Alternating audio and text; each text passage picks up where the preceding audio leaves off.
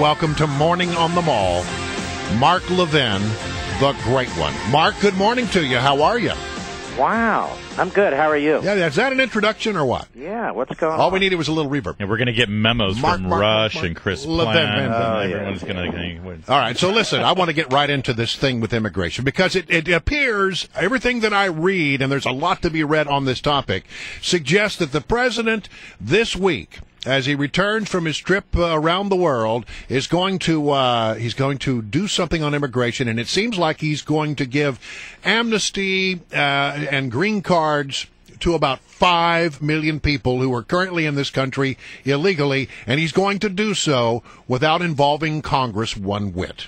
Yeah, it's obvious. Article 1 empowers Congress to regulate immigration. It's right there. Even the president doesn't have the power to regulate immigration. He has the power to execute based on statutory law, no more, no less.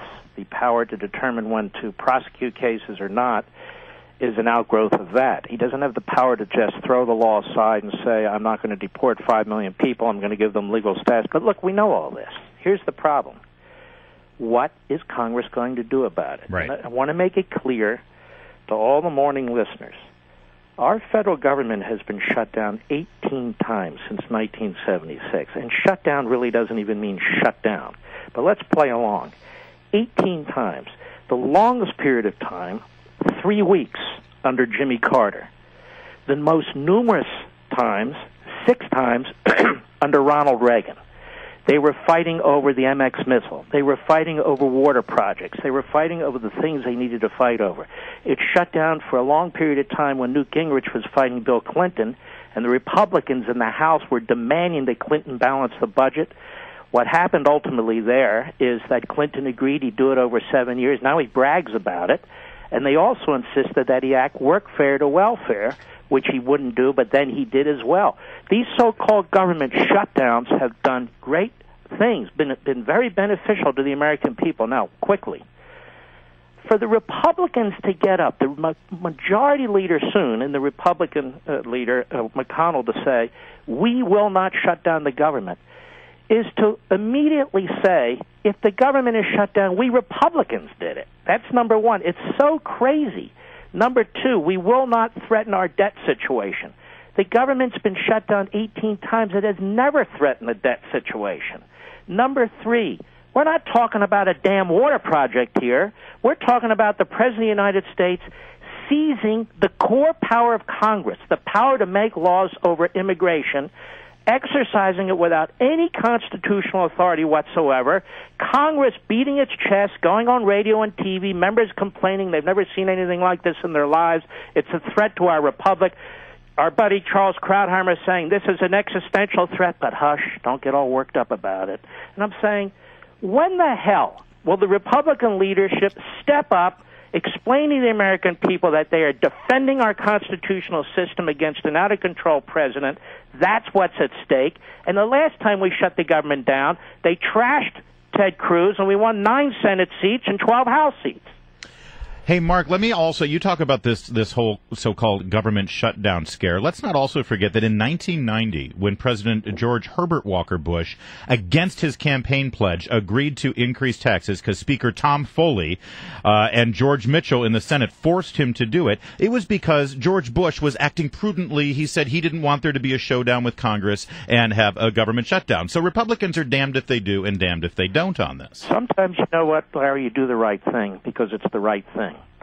Defending the Constitution is the right thing. You got to look generations out, not just what's going to happen the next election cycle. Yeah. And we never get creamed the next election cycle unless we run morons for president and so forth. But people have a short memory on this stuff. You want to know why? Because government shutdowns barely affect anybody. Right. It's all, we're whipped up into a tizzy inside the Beltway.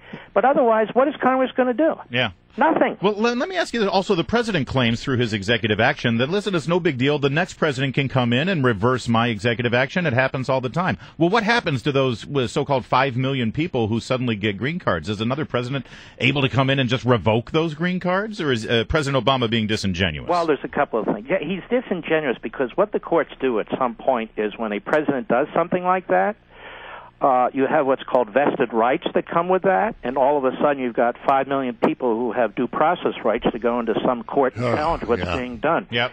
It's almost impossible to undo something that's been conferred on somebody. That's number one. Number two, again, I want to get to the Constitution.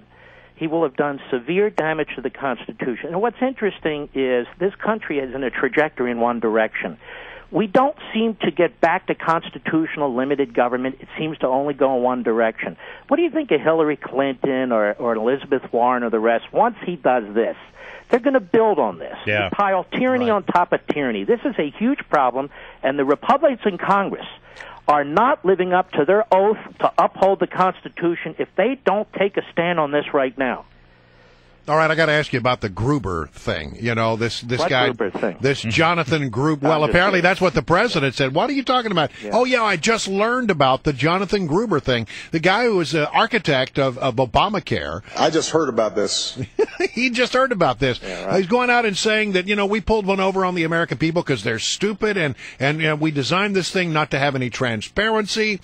And the president said, no, we didn't mislead the American people on Obamacare. Now, you know, he's the architect of two plans. You know that, right, Brian? Yeah, Romney Care as well, right? That's correct. And there's video going around on that. Let me tell you this. This is an example of these phony masterminds, these tenured professors who know nothing, determining how we live our lives. And there's thousands of people like this, and many of them are even in the government. You know, these social engineers, these architects telling us how to live and how we're going to live, and so the EPA is loaded with them. I don't know. Again, I say to myself, what are we going to do about this? We have our candidates running on repealing and replacing or repealing Obamacare, and all I know is Obamacare was passed in March 2010. We got the House of Representatives, and every damn penny of it's been funded. So, okay, great. We have Gruber. Maybe there'll be 25 more videos. That's entertaining. We can do a few shows around it. But the fact of the matter is people are going to lose their health care. People have lost their health care. People are losing their jobs over this. People are moving from full-time to part-time jobs over this. This is deadly serious to the American people, and we have all this gotcha stuff going around. The president pretends, like his usual rope-a-dope, that he doesn't know what's going on. I just learned about the IRS and this and Fast and Furious and everything else. Great. Now, what are we going to do about it? Answer, not a hell of a lot. Hey, Mark, who do you see, we only have 30 seconds, who do you see real fast out of this new freshman class of senators that you've got your eye on that you think could actually move things? I don't see a lot of them, quite frankly. Yeah. I like this guy Sass from Nebraska. He's pretty sharp. All right. But there aren't many. Most of them are cookie cutter. All right, Mark Levin. Always good to have you, sir. We'll be listening tonight at 6. He's Mark Levin, he's no cookie cutter. Are you Now, he's kidding the me? great one.